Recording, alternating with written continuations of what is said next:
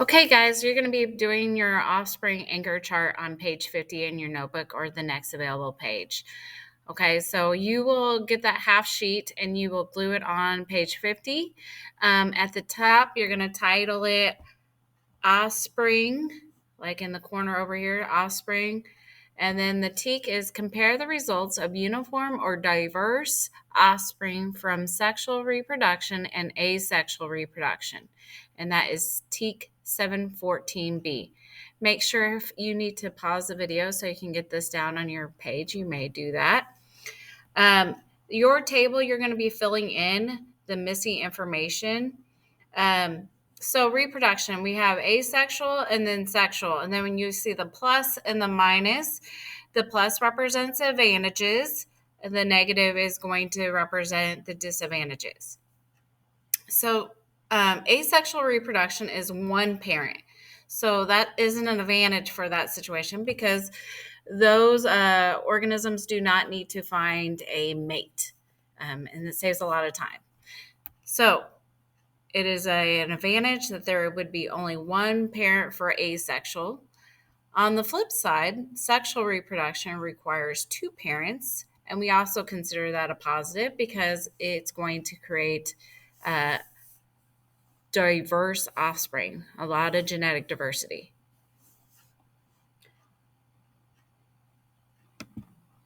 Okay, so we're going to now fill in the rest of our table. I've kind of included some examples over here of asexual reproduction. So let's go down the side with asexual reproduction first. So we have a negative is offspring is identical to the parent, no variation. So make sure you are writing if you need to write. Offspring, identical to the parent, no variation. So that means that the offspring is going to be uniform. They're going to be exactly the same as their one parent. There is not going to be any difference in their DNA, their genetic makeup. Okay. And then an advantage of asexual reproduction is short generation can produce large number of offspring and the population grows quickly.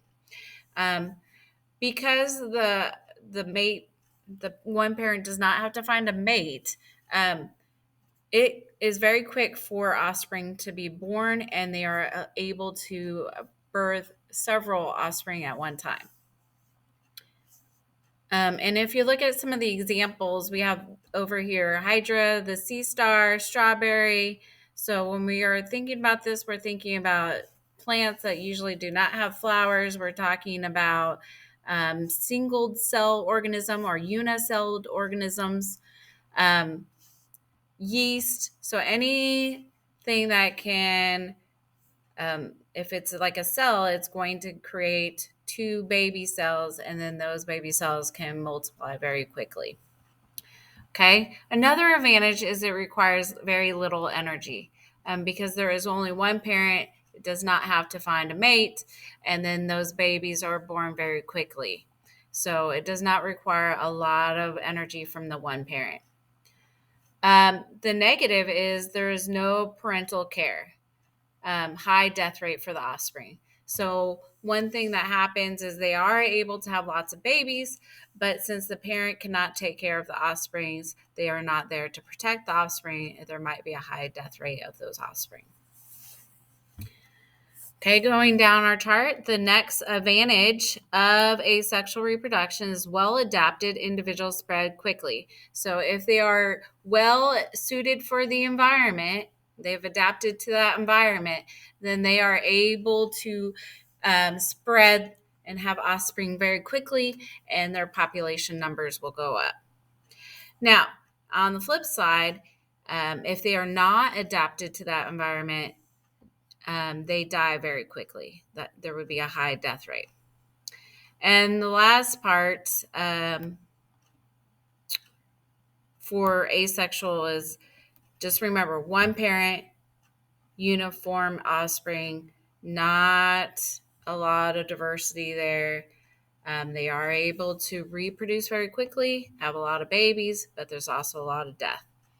Okay. Now, sexual reproduction, this requires two parents. Okay. Another positive is offsprings are genetically diverse, or there's a lot of variety, which means that the offsprings can adapt a little bit more to environments that are changing. So, like if we have conditions on Earth that are changing and the temperatures are warmer that summer, then these offspring are able to adapt to that. Um, So, a positive, negative for sexual reproduction is long generation times, or what we'd say gestation or pregnancy times. A small number of offspring is born and it grows slowly.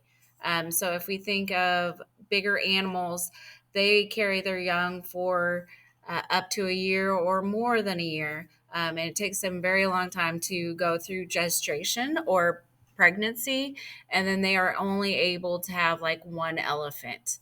Um, so that is a plus, but a negative. So the population is not going to grow very quickly for sexual reproduction. Okay. A plus for sexual reproduction is parents care for the offspring. There's a low death rate. So when we are seeing animals, these are usually animals that will teach their young how to survive in their environment before they send their offspring off to be an adults. This provides care for the offspring, it's protection, so that one baby has a better chance of surviving. Okay, a negative is it requires a lot of energy to find the mate.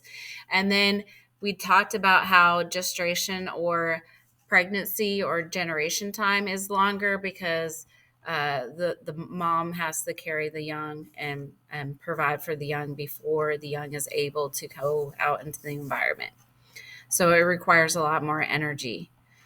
And the last positive for sexual reproduction is the survival of the individual for the environment. And then, I'm sorry, survival of the individual fit for the environment. And then the negative is the parental care of the offspring requires a lot of energy. Okay, so you should have your anchor chart finished at this point. So make sure that you have all the parts filled in. We will continue to talk about this, but you will be tested over the differences between asexual and sexual reproduction. So you really need to know this chart because it will be tested over on your test and it will be on your semester final.